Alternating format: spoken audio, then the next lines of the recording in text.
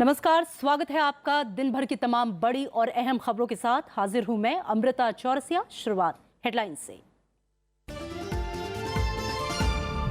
देश के मुख्य न्यायाधीश दीपक मिश्रा को हटाने की मुहिम पर कांग्रेस समेत 7 राजनीतिक दलों को झटका।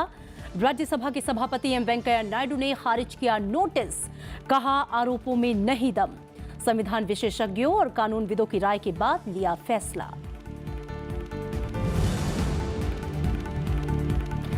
बीजेपी ने कांग्रेस पर देश की संस्थाओं को कमजोर करने की कोशिश का लगाया आरोप, कहा राजनीति से प्रेरित था मुख्य न्यायाधीश के खिलाफ नोटिस। कांग्रेस ने फैसले को बताया अप्रत्याशित, सुप्रीम कोर्ट में अपील की कही बात।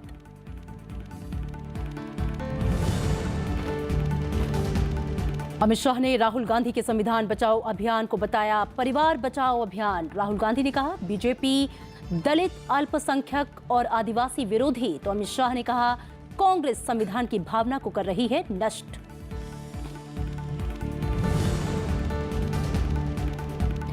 केंद्र सरकार का मेघालय के लिए बड़ा फैसला, राज्य से पूरी तरह हटाया armed forces special powers act. Arunachal Pradesh में 16 के बजाय सिर्फ 8 पुलिस थाना क्षेत्रों में ही सुरक्षा बलों को मिलेगा विशेषाधिकार। सुरक्षा हालात में सुधार के बाद उठाया गया कदम।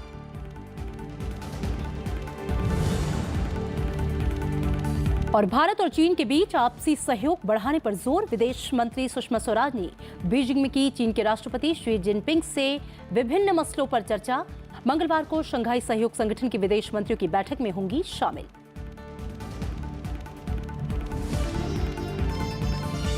खबर विस्तार से। राज्यसभा के सभापति एम वेंकैया नायडू ने देश के मुख्य न्यायाधीश जस्टिस दीपक मिश्रा को हटाने के लिए दिए गए 64 सांसदों के नोटिस को खारिज कर दिया। सभापति ने अपने आदेश में यह कहा है कि नोटिस में लगाए गए आरोपों के आधार पर जस्टिस दीपक मिश्रा को कदाचार का दोषी नहीं माना जा सकता है। सभापति के मुताबिक आरोपों में न्यायपालिका की स्वतंत्रता को कम करने की प्रवृत्ति दिखाई देती है। राज्यसभा के सभापति एम वेंकैया नायडू ने देश के मुख्य न्यायाधीश जस्टिस दीपक मिश्रा को हटाने का नोटिस सोमवार को खारिज कर दिया। सभापति ने अपने आदेश में विस्तार से नोटिस खारिज करने की वजह दी है। उन्होंने आदेश में कहा कि मैंने नोटिस में लगाए गए सभी 5 आरोपों का गहराई से अध्ययन किया। इसके लिए संविधान विशेषज्ञों, कानून के जानकारों, लोकसभा और राज्यसभा के पूर्व महासचिवों समेत कई हस्तियों से राय ली गई। नोटिस के साथ दिए गए सभी कागजातों की पड़ताल की गई। इसके बाद मेरी ये स्पष्ट राय है कि संविधान के अनुच्छेद 124(4) के तहत भारत के मुख्य न्यायाधीश के खिलाफ कोई मामला नहीं बनता है। साथ ही इन आरोपों पर मुख्य न्यायाधीश को कदाचार का दोषी नहीं ठहराया जा सकता है। सभापति ने आदेश में लिखा कि नोटिस देने वाले सदस्य आरोपों को लेकर खुद अनिश्चित हैं। नोटिस में सिर्फ शक और अनुमान को आधार बनाया गया है, इसलिए इसे सबूत नहीं माना जा सकता। सभापति के मुताबिक नोटिस देने वाले सदस्यों ने संसदीय परंपराओं का ख्याल भी नहीं रखा। सभापति ने लिखा है कि राज्यसभा सदस्यों की हैंडबुक में भी कहा गया है कि नोटिस का तब तक प्रचार या प्रकाशन नहीं किया जा सकता जब तक कि सभापति इसे स्वीकार नहीं कर लें और सदस्यों के बीच इसे बांट नहीं दिया जाए। 20 अप्रैल 2018 को नोटिस देने के तुरंत बाद सदस्यों ने प्रेस कॉन्फ्रेंस की और नोटिस के तथ्यों को सार्वजनिक किया, जिसमें मुख्य न्यायाधीश के खिलाफ आधारहीन आरोप भी थे। सभापति ने आदेश में न्यायपालिका की स्वतंत्रता पर भी बात की। उन्होंने लिखा कि मौजूदा मामले में जो 5 आरोप लगाए गए हैं, उनमें न्यायपालिका की स्वतंत्रता को कम करने की गंभीर प्रवृत्ति दिखाई देती है, जो भारतीय संविधान का मूल सिद्धांत है। सभापति ने कहा कि सुप्रीम कोर्ट में मामलों का बंटवारा अदालत का अंदरूनी मामला है और इस पर 5 जजों की संविधान पीठ ने स्थिति साफ कर दी है कि मुख्य न्यायाधीश ही रोस्टर के मास्टर हैं। सीजेआई के खिलाफ प्रस्ताव खारिज करते हुए सभापति नायडू ने सभी को देश के लोकतांत्रिक ढांचे को मजबूत करने का संदेश दिया और साफ किया कि लोकतंत्र के किसी भी स्तंभ को किसी भी कार्य या शब्द से कमजोर करने की इजाजत नहीं दी जा सकती। दिल्ली से कैमरा पर्सन मनोज के साथ कृति मिश्रा, राज्यसभा टीवी। राज्यसभा के सभापति एम वेंकैया नायडू ने मुख्य न्यायाधीश दीपक मिश्रा को हटाने से जुड़े नोटिस को खारिज करने से पहले कानून और संविधान के शीर्ष जानकारों से राय ली। तमाम जानकारों का ये मानना है कि ये नोटिस राजनीति से प्रेरित है। इन लोगों का कहना है कि नोटिस को न्यायपालिका के खिलाफ राजनीतिक हथियार नहीं बनाया जाना चाहिए। सुप्रीम कोर्ट के मुख्य न्यायाधीश दीपक मिश्रा के खिलाफ नोटिस को खारिज करने के पहले सभापति एम वेंकैया नायडू ने देश के जाने माने कानून और संविधान के जानकारों से राय मशविरा किया। वरिष्ठ वकील फली एस नरीमन ने कहा कि राजनीतिक दलों का ये कदम न्यायपालिका में जनता के विश्वास को कम करेगा। इससे सत्ताधारी दल के लिए कोई फैसला पसंद नहीं आने पर न्यायाधीश के खिलाफ कदम उठाने का रास्ता खुल जाएगा। मुख्य न्यायाधीश को हटाने के लिए अनिवार्य रूप से महत्वपूर्ण आधार और ठोस सबूत होने चाहिए। भारत के पूर्व मुख्य न्यायाधीश टी.एस. ठाकुर ने चीफ जस्टिस को हटाने के नोटिस को दुर्भाग्यपूर्ण बताया। उन्होंने कहा कि यह अत्यंत दुर्भाग्यपूर्ण है कि शीर्ष न्यायपालिका को इस संकट का सामना करना पड़ रहा है। सुप्रीम कोर्ट के मौजूदा जस्टिस चेलमेश्वर का कहना है कि महाभियोग हर समस्या का समाधान नहीं हो सकता। ऐसी समस्याओं से निपटने के लिए अन्य रास्ते हैं। पूर्व अटॉर्नी जनरल रहे सोली सोराब जी ने कहा कि मुख्य न्यायाधीश को हटाने का नोटिस न्यायपालिका की स्वतंत्रता को नुकसान पहुंचाने के लिए सबसे घातक कदम है। उन्होंने इसे राजनीति से प्रेरित कदम बताया। But of course, there may be cases where there is judicial misbehavior or put misbehavior, but that must be in connection with the discharge of the duties in the High Court or Supreme Court, not some unrelated incident years back. Lok Sabha के पूर्व महासचिव और संसदीय नियमों एवं प्रक्रियाओं के जानकार सुभाष कश्यप ने कहा कि ये विशुद्ध दलीय राजनीति है। इसका मकसद न्यायपालिका और सरकार यानी सत्ताधारी दल को परेशान करना है। हाईकोर्ट के पूर्व जज एस.एन. ढींगरा, अजीत कुमार सिन्हा और वरिष्ठ वकील विकास सिंह ने भी मुख्य न्यायाधीश को हटाने से जुड़े नोटिस को राजनीति से प्रेरित बताया। घटिया हरकत है और बहुत सीनियर वकीलों की जो सुप्रीम कोर्ट में दिन रात काम करते रहे हैं, लेकिन अपने पॉलिटिकल इंटरेस्ट के लिए उन्होंने ये किया है और जुडिशरी को बुली करने की कोशिश की है। दिल्ली हाईकोर्ट के पूर्व न्यायाधीश और वर्तमान में सर्वोच्च न्यायालय में वकालत कर रहे आर.एस. सोढ़ी ने कहा कि कांग्रेस का ये कदम अपरिपक्व, अतार्किक और तथ्यों से परे है। पॉलिटिकल एजेंडा जो होता है उसको पॉलिटिकली सॉल्व कीजिए। किसी दूसरी इंस्टीट्यूशन को, और वो भी जुडिशरी को, जो आपका लास्ट सिटिडल है, इसके अलावा आपके पास कुछ भी नहीं बचा। आप खुद अंदाज़ा लगा लीजिए कितनी कदर करती है जनता पार्लियामेंटेरियंस की, कितनी करती है एग्जीक्यूटिव की और कितनी करती है जुडिशरी की। ये लास्ट था जुडिशरी जिसको आप गिरा रहे हो। कांग्रेस नेता और पूर्व कानून मंत्री अश्विनी कुमार का भी कहना है कि मुख्य न्यायाधीश को पद से हटाने का नोटिस देने से बचा जाना चाहिए। इसे आखिरी उपाय के तौर पर ही अपनाया जाना चाहिए। अनप्रेसिडेंटेड सिचुएशन है। हमारे पास कोई प्रेसिडेंट नहीं है, कोई पहले का कोई फैसला नहीं है जिसके मुताबिक हम ये आज कह सकें कि आगे क्या होगा। जिन सदस्यों ने इस मोशन को प्रस्तावित किया था वो अपने विवेक के मुताबिक इस पर फैसला करेंगे। सुप्रीम कोर्ट के retired justice B Sudarshan Reddy के मुताबिक चीफ जस्टिस को हटाने का नोटिस आत्मघाती कदम है। प्रथम दृष्टया चीफ जस्टिस पर किसी कदाचार का आरोप तय करने के लिए साक्ष्य नहीं है। अनियमितता से कदाचार तय नहीं होता। Bureau report, Rajya Sabha TV. Supreme court के वकीलों के एक समूह ने भी राज्यसभा के सभापति वेंकैया नायडू के फैसले का स्वागत किया है। इस समूह ने शनिवार को सभापति से मुलाकात कर मुख्य न्यायाधीश जस्टिस दीपक मिश्रा को हटाने का नोटिस खारिज करने की अपील की थी। इन वकीलों का कहना है कि जो आरोप लगाए गए वो न्यायपालिका को कमजोर करने के लिए लगाए गए हैं। एज ए वकील हम लोग इनको उत्तरदायित्व बनती है कि सुप्रीम कोर्ट के अगेंस्ट या किसी भी जुडिशियल इंस्टीट्यूशन के अगेंस्ट कोई भी चीज़ ऐसा होता है जो डिग्निटी और इंटीग्रिटी के अगेंस्ट है, उसके लिए लड़ाई लड़ें। जजेज लड़ने नहीं आ सकते। 5 एलिगेशंस जिस सीजीआई के अगेंस्ट हम लोगों ने उसको एग्जामिन किया और एग्जामिन करने के बाद ये पता चला कि ये जो मिसबिहेवियर संविधान का आर्टिकल 124 सब आर्टिकल 4 ये कहता है कि जज सुप्रीम कोर्ट का या हाई कोर्ट का मिसबिहेवियर, प्रूव्ड मिसबिहेवियर या इनकैपेसिटी के आधार पर ही हटाया जा सकता है। तो प्रूव्ड मिसबिहेवियर और इनकैपेसिटी का कोई प्रमा फेसाई केस बनता ही नहीं था। और कांग्रेस ने देश के मुख्य न्यायाधीश जस्टिस दीपक मिश्रा को हटाने का नोटिस खारिज होने को सुप्रीम कोर्ट में चुनौती देने की बात कही है। कांग्रेस ने यह दावा किया है कि नोटिस को शुरुआती स्तर पर ही रद्द कर दिया गया। वहीं बीजेपी ने आरोप लगाया है कि कांग्रेस देश की संस्थाओं को कमजोर कर रही है। कांग्रेस ने सोमवार को दावा किया कि मुख्य न्यायाधीश जस्टिस दीपक मिश्रा को पद से हटाने का नोटिस खारिज करने का सभापति का फैसला अप्रत्याशित है। पार्टी के सदस्यों ने इसे सुप्रीम कोर्ट में चुनौती देने का फैसला किया है। We will certainly move a petition in the Supreme Court to challenge this order, and we are confident that when we move that petition, the Chief Justice has nothing to do with it.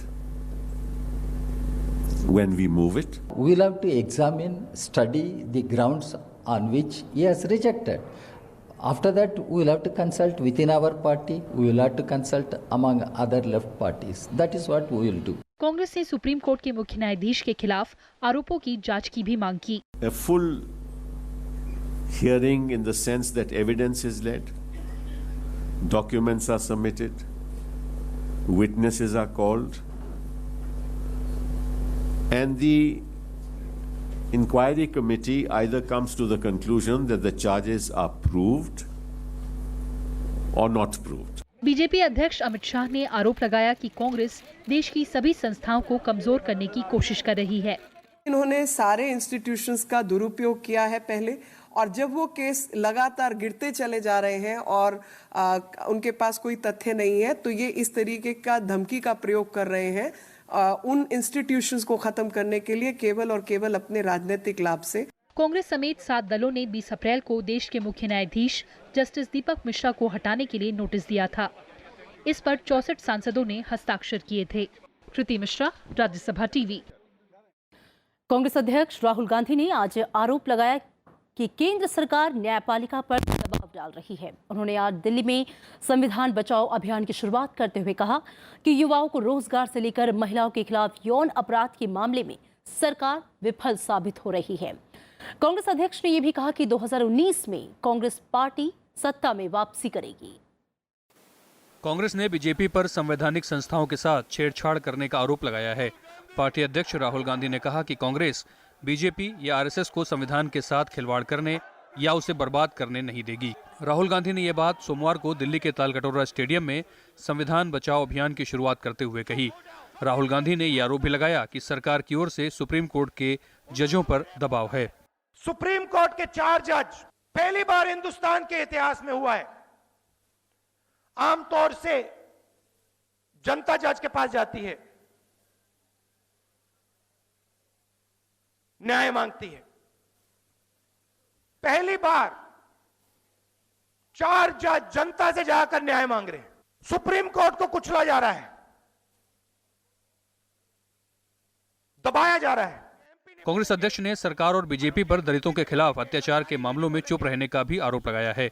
इसके अलावा राहुल गांधी ने कहा कि देश में युवाओं के पास रोजगार नहीं है और किसानों को फसलों का सही दाम नहीं मिल रहा। कांग्रेस अध्यक्ष ने देश में महिलाओं के खिलाफ यौन अपराध से निपटने में सरकार को विफल बताया है। हिंदुस्तान की सरकार हिंदुस्तान की बेटी को नहीं बचाएगी। बेटी के माता पिता बचाएंगे।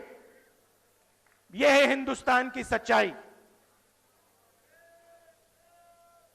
दलितों पे अत्याचार, बच्चियों का रेप और युवाओं को झूठ।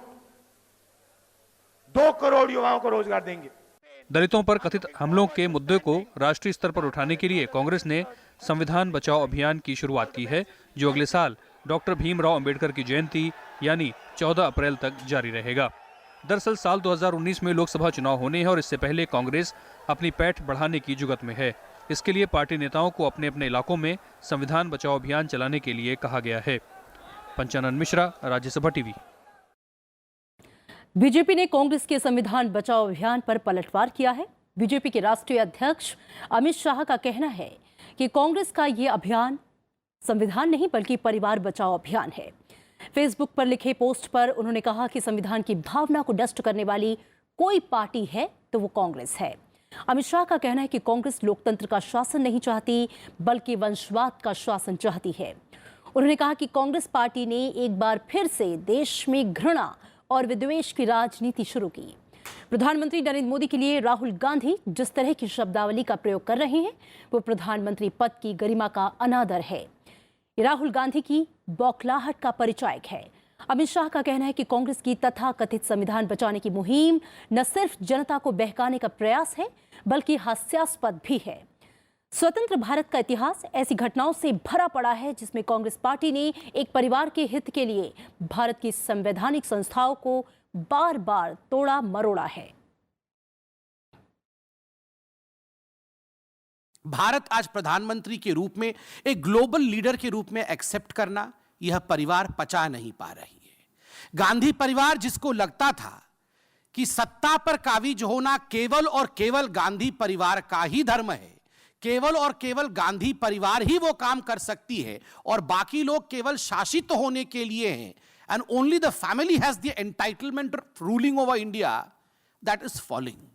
यह जो स्वप्न गांधी परिवार का है, यह जो एम्बिशन गांधी परिवार का था, वह आज गिर रहा है। इसलिए संविधान बचाव के बहाने से राहुल गांधी अपने बौखलाहट को सामने ला रहे हैं। ये लोकतंत्र वर्सेस राजतंत्र की लड़ाई है। और आइए अब बात करते हैं कर्नाटक विधानसभा चुनाव की।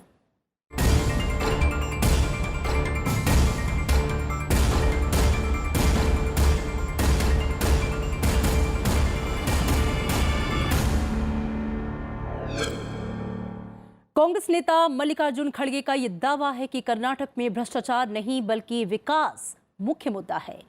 राज्य सरकार के विकास के काम पर उन्होंने कर्नाटक में फिर से कांग्रेस की सरकार बनने का दावा किया है। राज्यसभा टीवी के संवाददाता अरविंद कुमार सिंह से खास बातचीत में मल्लिकार्जुन खड़गे ने कहा कि टिकट बंटवारे को लेकर पार्टी का कोई भी वरिष्ठ नेता नाराज नहीं है। उनका कहना है कि जब भी कोई चुनाव आता है तो वरिष्ठ लोगों से उनकी सूची मांगी जाती है। हालांकि उनमें से सबको टिकट मिलना जरूरी नहीं। हाल ही में पार्टी के वरिष्ठ नेता के रहमान खान ने यह कहा था कि टिकट बंटवारे में पार्टी के वरिष्ठ नेताओं की अनदेखी की गई है।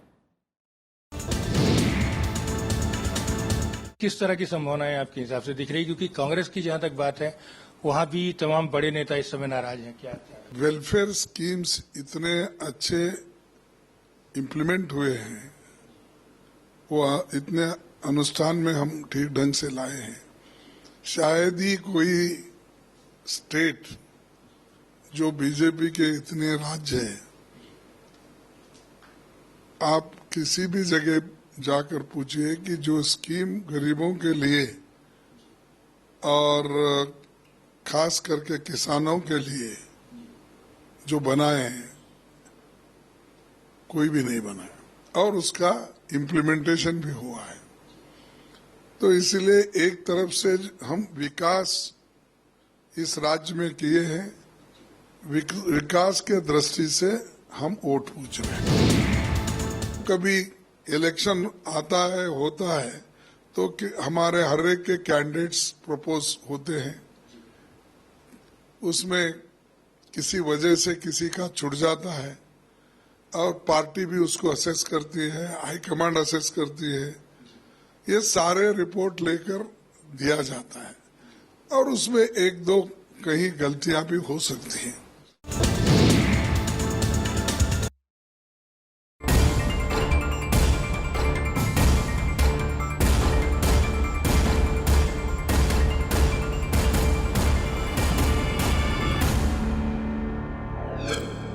केंद्र सरकार ने एक बड़ा फैसला लेते हुए मेघालय में armed force special powers act को पूरी तरह से हटा लिया है।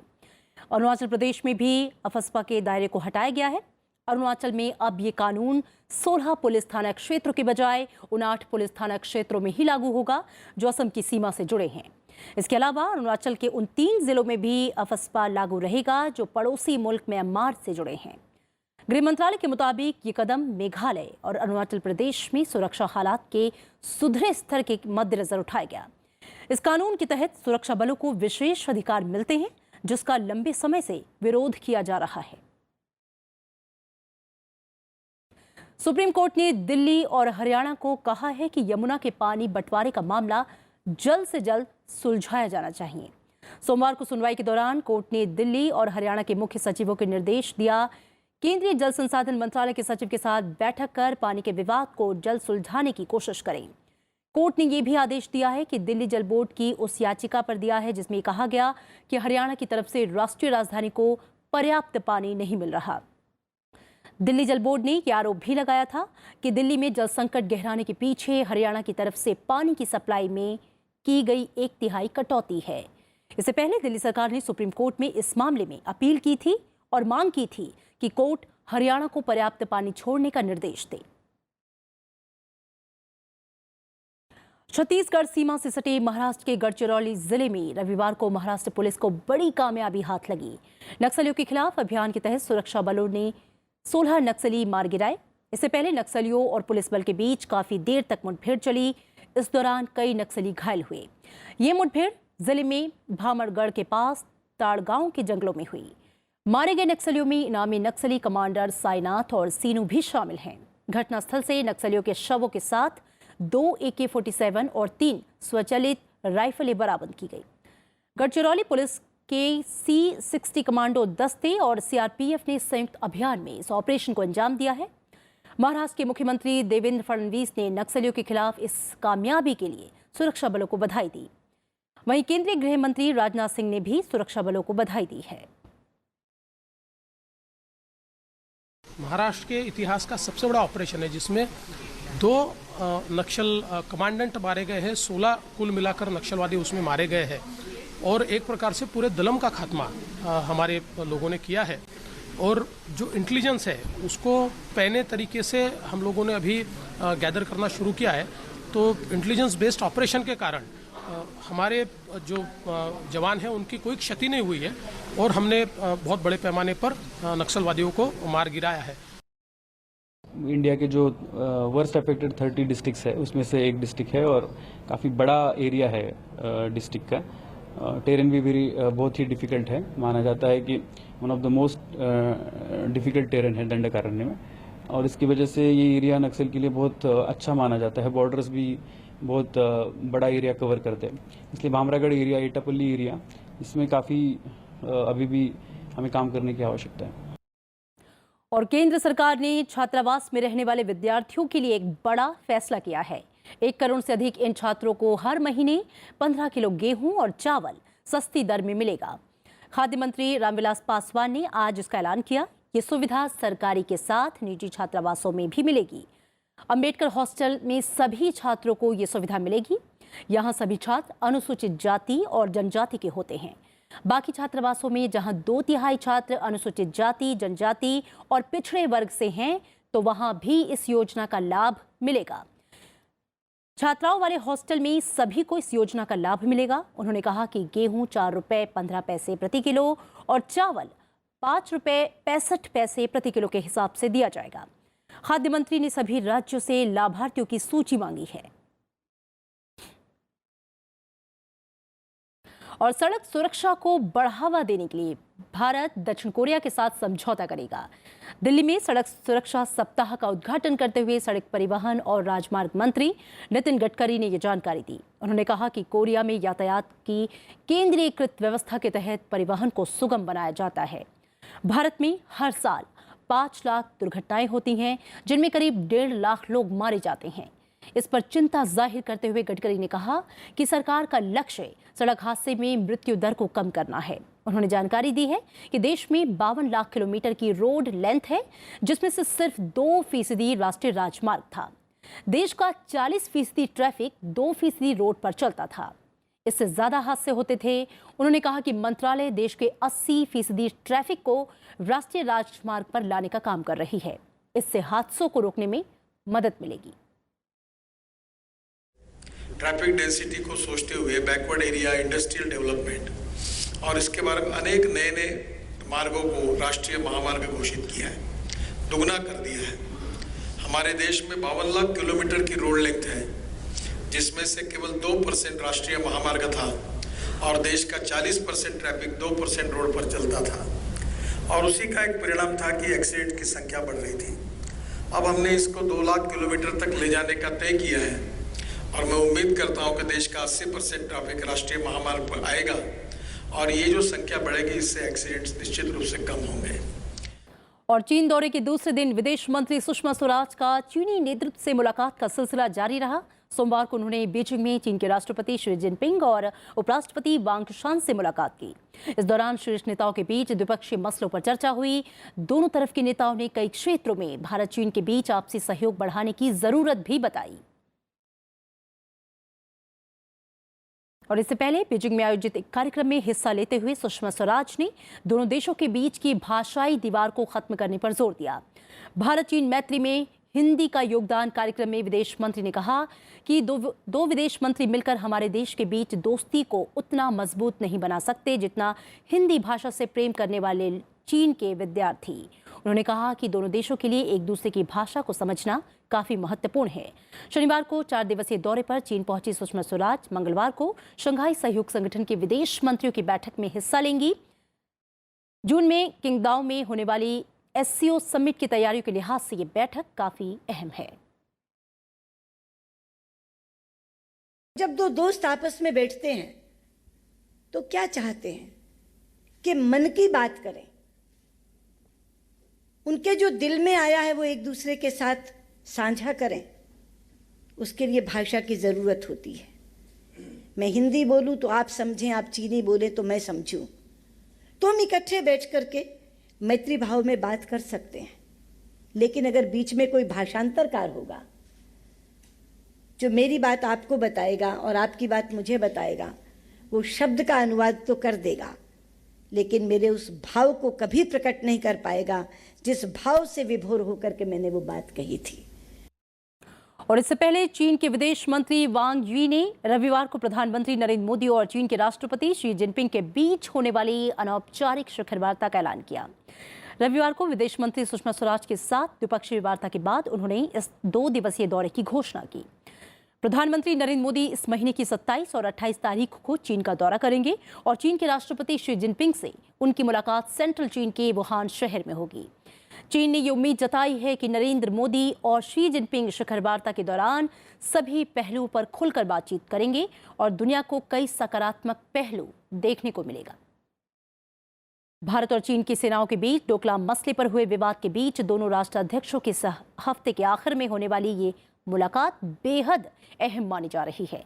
इस दौरान प्रधानमंत्री नरेंद्र मोदी और चीन के राष्ट्रपति शी जिनपिंग के बीच सीमा विवाद जैसे मुद्दों को हल करने और भारत चीन के रिश्तों के आगे बढ़ाने से जुड़े कई अहम मसलों पर चर्चा होगी। हालांकि प्रधानमंत्री नरेंद्र मोदी इस दौरे के करीब 1.5 महीने के बाद एक बार फिर शंघाई सहयोग संगठन सम्मेलन में शामिल होने 9 और 10 जून को चीन के किंगदाओ शहर जाएंगे। तब भी दोनों शीर्ष नेताओं के बीच मुलाकात होगी। और इधर उत्तर कोरिया में रविवार देर रात हुए बस हादसे में 36 लोगों की मौत हो गई जबकि कई लोग घायल हो गए हैं। हादसे में मारे गए लोगों में 32 चीन के नागरिक जबकि 4 उत्तर कोरिया के नागरिक हैं। हुआंघई सड़क पर पर्यटकों को ले जा रही बस अचानक से पलट गई जिससे यह हादसा हुआ। चीन के विदेश मंत्रालय के प्रवक्ता कोंग ने यह बताया है कि अभी एक्सीडेंट की वजह का पता नहीं चल पाया है। हादसे की जांच चल रही है। घूमने के लिए हर साल चीन से हजारों सैलानी उत्तर कोरिया आते हैं। और राष्ट्रपति रामनाथ कोविंद ने सोमवार को रक्षा अलंकरण समारोह में देश के जाबाजों को शौर्य पुरस्कार और विशिष्ट सेवा पदक प्रदान किए। केंद्रीय रिजर्व पुलिस बल की 49वीं बटालियन के कमांडेंट प्रमोद कुमार और हवलदार गिरीश गुरुंग को कीर्ति चक्र से नवाजा गया। मेजर गोसावी कृणाल मुनागिर और लांस नायक रघुबीर सिंह को शौर्य चक्र से सम्मानित किया गया। राष्ट्रपति भवन में हुए इस कार्यक्रम में प्रधानमंत्री नरेंद्र मोदी और कई केंद्रीय मंत्रियों समेत जानी मानी हस्तियां मौजूद रहीं। इससे पहले 27 मार्च को भी सेना के जवानों को सम्मानित किया गया था जबकि बचे हुए लोगों को सोमवार को सम्मानित किया गया।